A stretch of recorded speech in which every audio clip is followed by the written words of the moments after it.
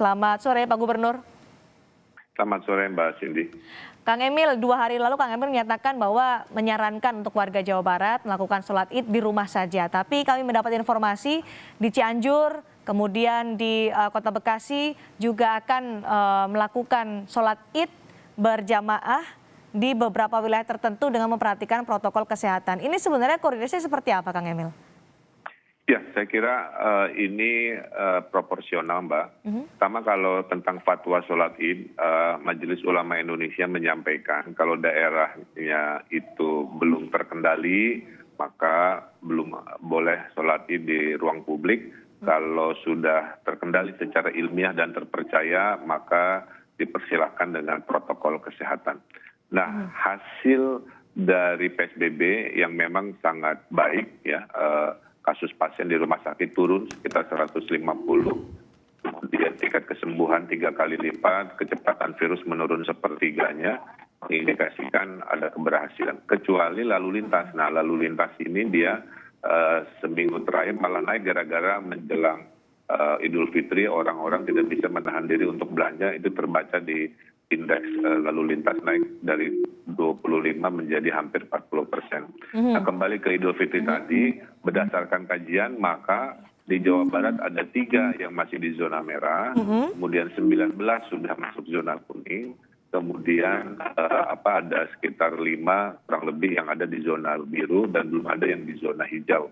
Nah, kalau berkaca dengan raport berbasis kota kabupaten, maka rekomendasinya sholat Idul Fitri itu diselenggarakan di rumah sesuai dengan level, karena hanya yang zona hijau saja yang boleh. Tapi kalau kita lebih ilmiah lagi menzoom wilayah-wilayah yang merah, kuning, dan biru itu, di dalamnya ada yang zona warna hijau. Nah, itu diberikan diskresi kearifan lokal kepada wali kota bupati. Jika memang zona hijau ini mau dijadikan dasar Idul Fitri agar bertanggung jawab dengan keilmiahan sehingga nanti mempertanggungjawabkan kepada ulama dan juga kepada penanggulangan COVID-nya betul-betul terukur, Mbak. Artinya yang menentukan wilayah-wilayah diperbolehkan diselenggarakannya sholat id berjamaah menjadi keputusan atau kewenangan dari pemerintah kota dan kabupaten ya, Kang Emil? Ya, betul. Yang dilarang itu kalau mengambil keputusan skala kota, karena itu artinya menyamaratakan status, padahal daerah, desa, dan kelurahan beda-beda. Ada yang hitam ada di Jawa Barat, ada yang merah, ada yang biru, dan banyak juga 20% yang putih. Yang hijau. Nah, kalau misalnya kalau kita bicara soal wilayah-wilayah yang diperbolehkan untuk melaksanakan sholat id berjamaah adalah wilayah zona hijau, akan seketat apa protokol itu akan diberlakukan karena dikhawatirkan ada orang dari wilayah zona merah kemudian berpindah ke zona hijau mengikuti saudaranya mungkin yang ada di sana demi untuk bisa mengikuti sholat id, Kang Emil? Justru itu, jadi sekarang karena PSBB Provinsi Jawa Barat ini berhasil, maka kami tidak mau lengah ya dan tetap waspada ya Mbak. Maka kita lanjutkan PSBB-nya Jawa Barat ini ke tanggal 29 Mei dengan proporsional. Proporsional tidak disamaratakan lagi kan, karena Jawa Barat luas sekali 50 juta penduduk, ada di gunung, ada di kampung dan di kota. Nah, sehingga kita akan melakukan yang namanya micro management dari sisi pembatasan sosial. Nah, ini termasuk sama Mbak, yang hijau itu tidak boleh didatangi oleh penduduk-penduduk dari kelurahan sebelah atau desa sebelah yang ternyata warnanya dia warna merah atau hitam atau kuning kira-kira begitu. Maka dengan Pangdam 3 Siliwangi dengan Kapolda kita sudah menguatkan bahwa sekarang saatnya Babinsa TNI, Babin Kaptimas itu akan memiliki ada sanksi kalau ada yang melanggar, Kang Emil. Betul, ada peran penting di antara TNI di level Babinsa, Babin Kaptimas, dan juga ada sanksi jika ada crossing Mbak dari wilayah warna. Kalau warnanya sama sesama hijau nggak ada masalah, tapi kalau crossing warna itu nggak boleh. Kang Emil, ini kurva penularan COVID-19 di Jawa Barat diklaim sudah melandai, tapi masih ada PSBB yang diberlakukan sampai tanggal 29 Mei. Apakah ada rencana untuk memperpanjang PSBB di wilayah Jawa Barat? Ya, PSBB wilayah Jawa Barat yang maksimal itu sudah kemarin sampai beberapa hari yang lalu itu tanggal 18 kalau tidak salah ya. Kemudian karena kita melandainya itu kan fluktuatif Mbak. Kadang-kadang dilaporkan 0, coba bayangkan ya. Kemudian dilaporkan 100, apa. Tapi kalau di rata-rata itu bulan lalu 40-an kasus per hari, bulan ini turun 20 kasus per hari kira-kira begitu. Jadi kita sudah turun di 20%. Kita cek pasien di rumah sakit juga sama. Puncaknya di akhir April, sekarang pasien turun di bulan Mei. Nah, oleh karena itu justru kita tidak melonggarkan, maka kita mohon izin tidak, dan juga kepada Kompas kami tidak menggunakan kata pelonggaran. Yang ada itu adalah adaptasi, ada beda itu. Kalau adaptasi itu tetap ketat, tapi kita sekarang bergeser ke berbasis yang namanya mikro tadi. Maka nanti berita-berita dari Jawa Barat, Mbak, kalau boleh tidak lagi berbasis kabupaten, berbasis kota, karena terlalu luas.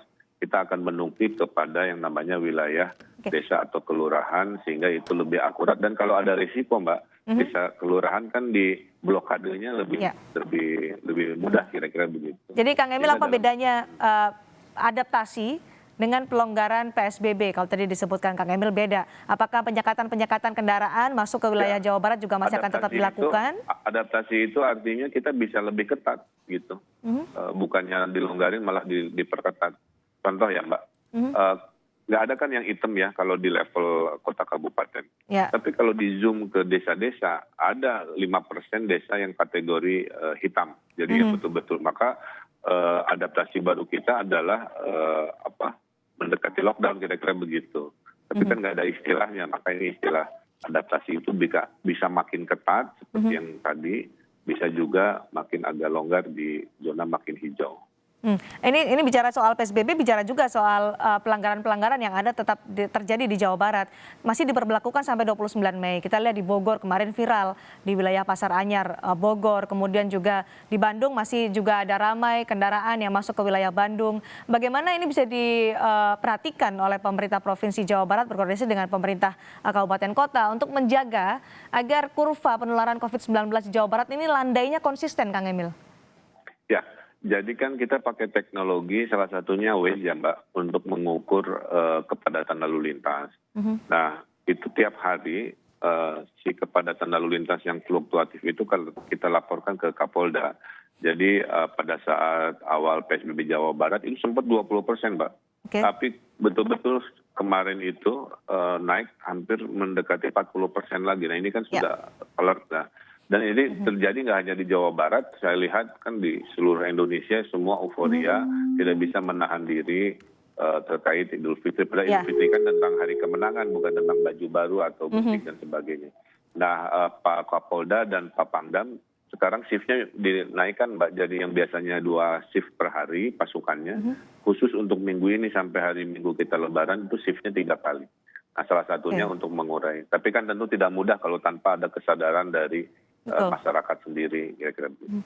Karena hari ini hampir 1.000 orang dinyatakan positif terkonfirmasi virus corona diumumkan oleh juru bicara pemerintah penanganan COVID-19. Ini mengindikasikan bahwa ada pihak-pihak yang masih atau beberapa wilayah belum taat dengan PSBB. Begitu juga dengan menjelang Lebaran ada aktivitas warga yang masih banyak. Dari Jawa Barat selain tadi dilakukan oleh adaptasi menuju ke 29 Mei batas akhir PSBB sebelum dievaluasi, apalagi akan dilakukan nanti Kang Emil? Ya tadi kita akan eksperimen hal baru yaitu PSBB skala mikro ya Mbak di desa dan kelurahan tadi. Karena kita punya data yang akurat bagaimana status-status desa yang hitam, yang merah dan sebagainya. Nah sekarang kayak contohnya pengetesan rapid test, pengetesan PCR. Sekarang nggak berbasis kota lagi Mbak. Kita berbasis desa. Si desa yang 5% hitam itu kira-kira gitu. Ini akankah efektif untuk mengantisipasi mudik lokal di Jawa Barat? Salah satunya karena ukuran level itu Mbak, level hitam sampai hijau ya Mbak, itu katakanlah nggak ada kasus positif, tapi ODP-nya banyak, karena pemudiknya banyak, maka dia rankingnya turun gitu. Karena cara mengukur Jawa Barat terhadap rating nggak hanya urusan kasus positif, ada laju ODP ya, kalau pemudik banyak berarti kan ODP-nya banyak, lajunya naik, dia bentuknya negatif.